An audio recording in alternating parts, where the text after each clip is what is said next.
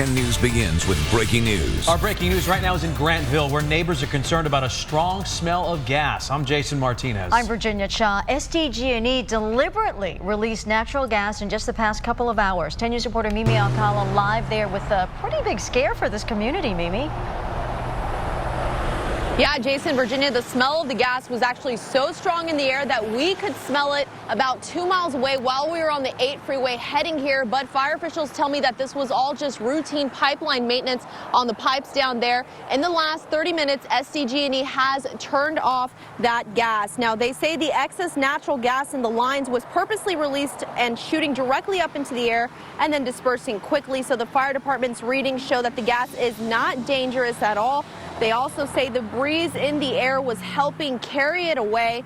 People who work down the street from here say they were notified by SDG&E, but the overbearing smell was concerning.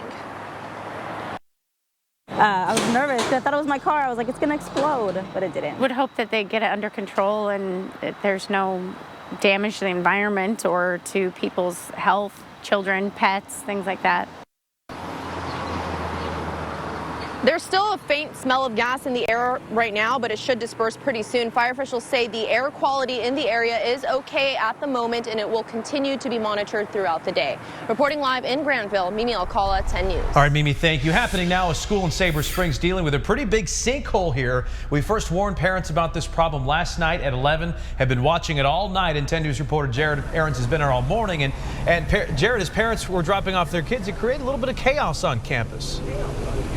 It did, Jason. The sinkhole isn't actually on campus. It's right down there on the jogging path by this creek, but it's right next to the school, and Creekside Elementary still had to close one of their main drop-off parts as a precaution. You can see the no-turn sign down there where the entrance would have been. So cars and buses had to cram into the same drop-off area in front of the school. Police officers came out to help direct traffic all morning long. It did create a few small delays, but no big backups even during the busiest time right before the bell rang.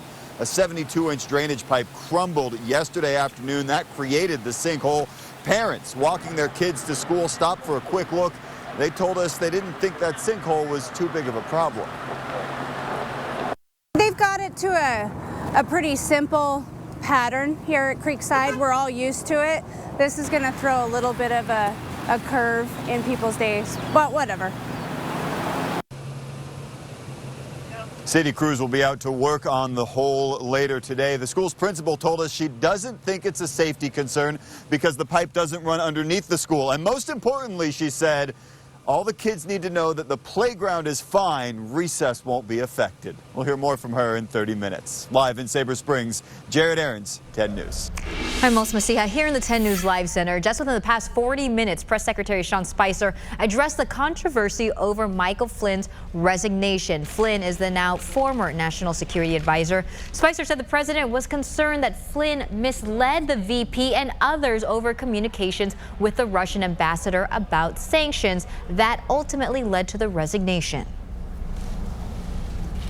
We got to a point not based on a legal issue, but based on a trust issue, where the level of trust between the president and General Flynn had eroded to the point where he felt he had to make a change.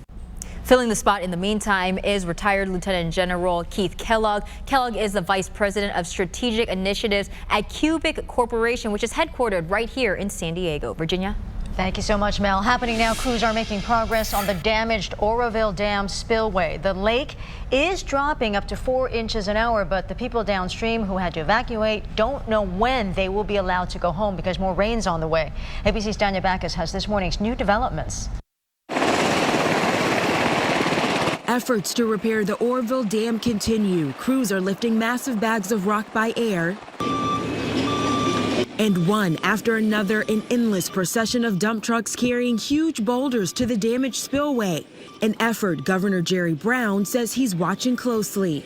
They're doing everything we can to get this dam in shape that they can return and they can live safely without fear. Nearly 200,000 people under evacuation orders, still not able to go home. I don't know how safe it really is. That's my issue. I just don't know. Now that I see everything going on, there's a big possibility that everything might be gone when we get back. And then there are those who say they're going to stick it out. I'm here somewhat reluctantly, but this is my home, and I've lived here in Thermalito my whole life, and it's kind of hard. Officials say the water levels in the lake are dropping, but they still fear the worst. What we're looking at is approximately a 30-foot wall of water that would be coming out of the lake.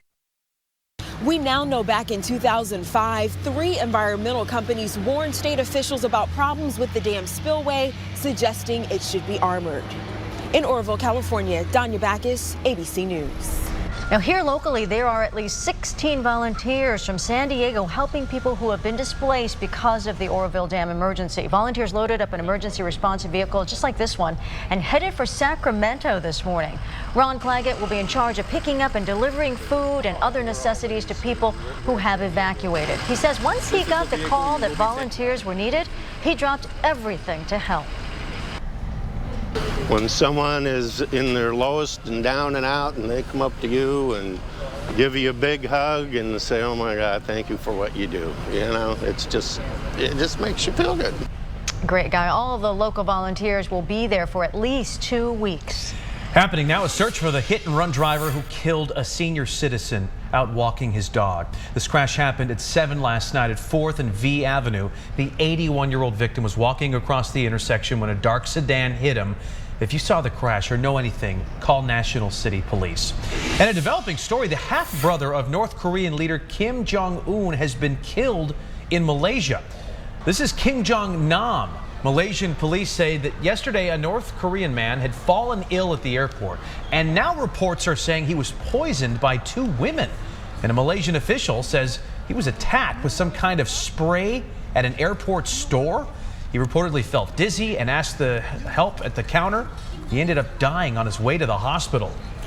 And Jason, happening right now, I'm watching this breaking news out of New Jersey where several boats are on fire. This is in Belmar, and these are live pictures here where you can see some of the boats completely destroyed, some of them still on fire. Just from this picture here, I count at least 4 boats, but I'm sure there are more that I can't see from this vantage point.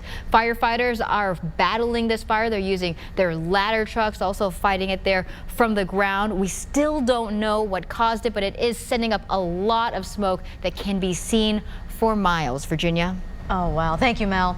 Some folks in National City are angry right now. Why? Because they woke up to find their tires slashed for the 2nd time in a week. Some of them had just replaced their tires from the first round of vandalism. This latest slashing happened on 16th Street right over the 805. At least 8 car and truck tires damaged. Just sucks for everybody across the street because they park like everybody from the apartments, everybody's car is there. It's not just, struck to one person, it's a whole community. Yeah, the owners say they don't know if they were targeted or who would do this. Happening now, a search for money to fix all the potholes. County supervisors want a report on funding options. The county says it's taking in less money that could be used for road repairs because of lower gas taxes and the rise in fuel-efficient cars. In just the last 7 years, road conditions went from a designation of very good to fair. New today, a likely DUI crash with the evidence rolling right out of the wrecked car toward our 10 News breaking news tracker.